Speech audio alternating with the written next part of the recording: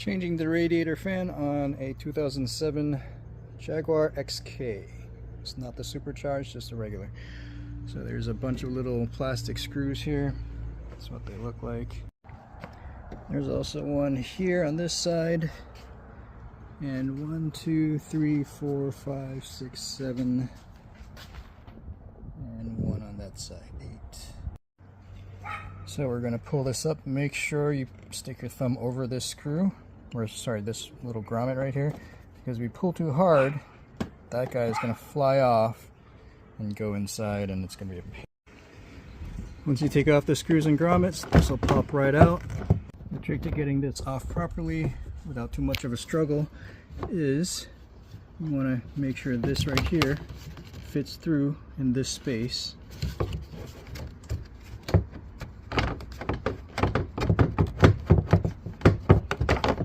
So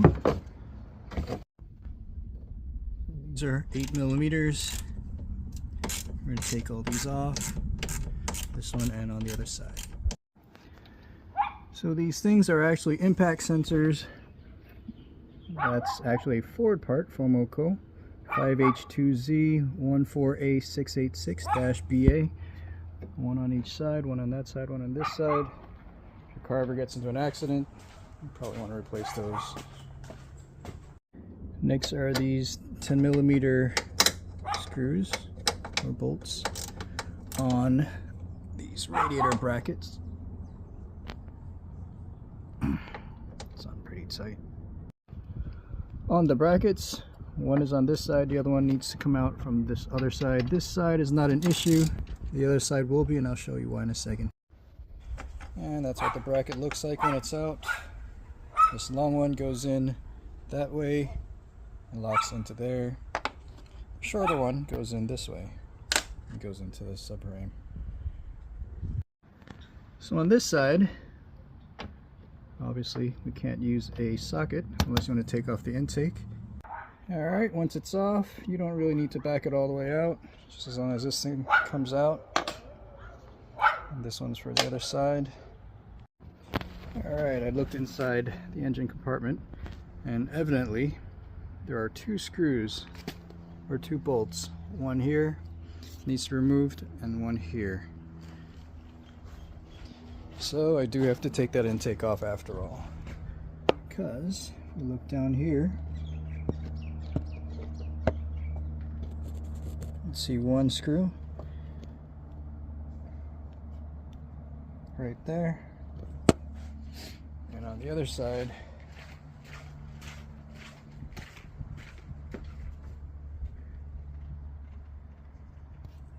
there's one right there. I was looking online, and the older Jaguars, the XK8s, you didn't have to do all that. You could just pull the fan right out, separate from the radiator.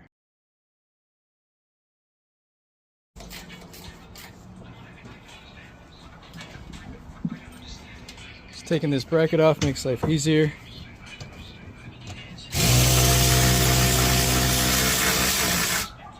And there's the 2 bolts on the side. Little auxiliary water pump here, and there's 2 bolts on top.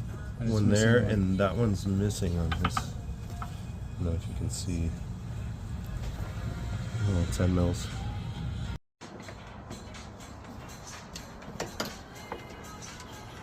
I have to take this cooler line off. The trays underneath? No, but there shouldn't be much because this is the top one. Oh, okay. Yeah. Oh, yeah. Okay. Just gotta be careful of that O-ring. But it sits right over that. So I'm gonna try to pull up.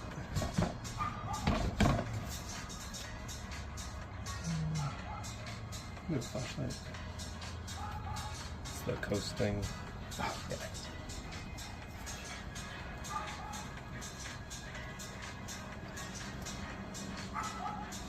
We're just up against.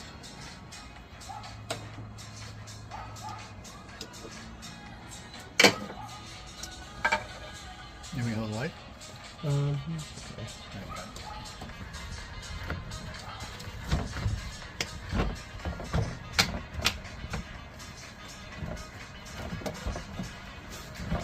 the radiator doesn't have to come out. Well, A little bit angled. yeah. It's hard because I'm gonna have to get the shroud to clear this end tank to scoot it over, and these bars are.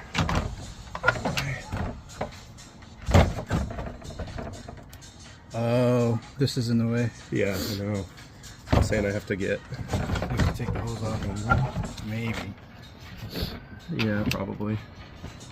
Just to get it by.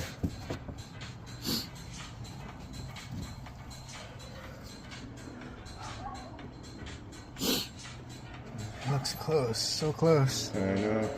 Unless I were to go underneath and take the crossbars off. But this is a top, right? Shouldn't be too much either. No, it shouldn't be. But it'll be way more than the other one.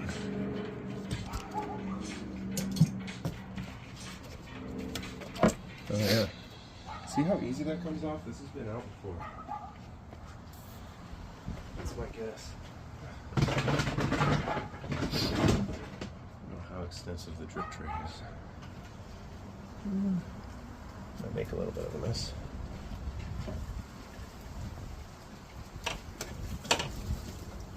Look. There. Let's see where we're dripping. Catching a bit of this. Not all of it.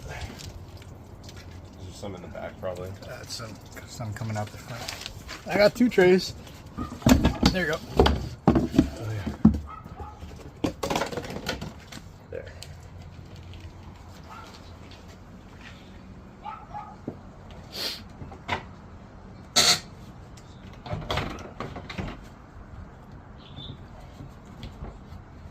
At least I didn't have to take off the front bumper. Right?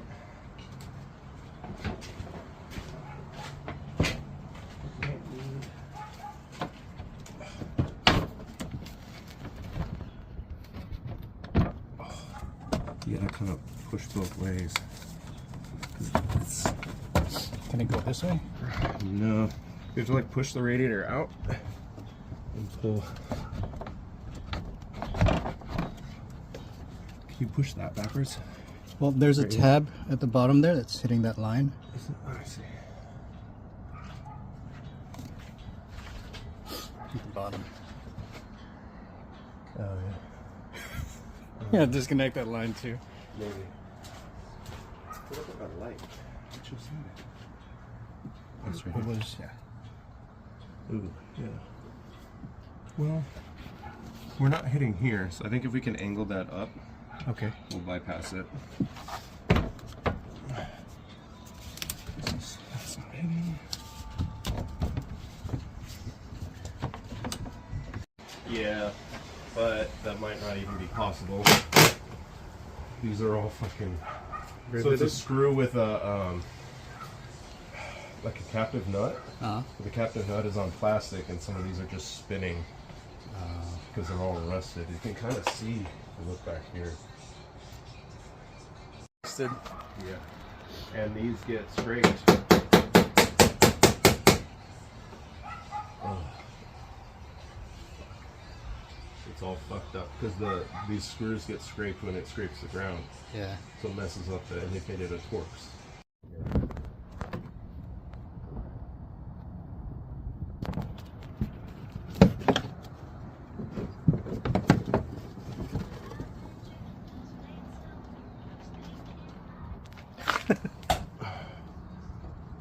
You gotta try it. Can't get the tray off, you gotta go one hand.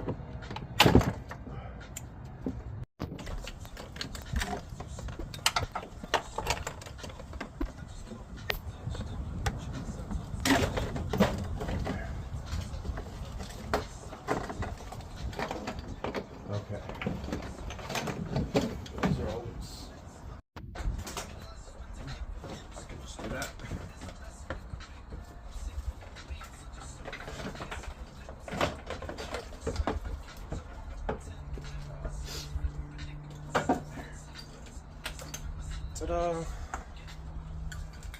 Not too bad. I could drop right in. Just gotta plug this stuff in. The connectors are plugged in. I gotta plug in the pump and put that back on, and then put the top back on.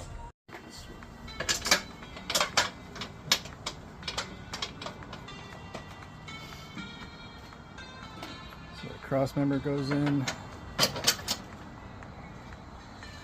and then the intake.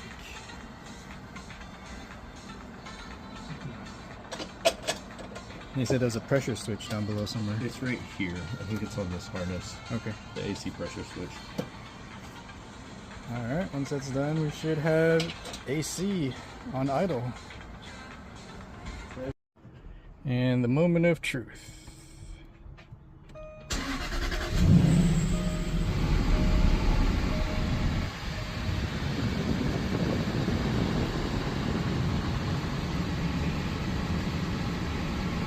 Nice and cold.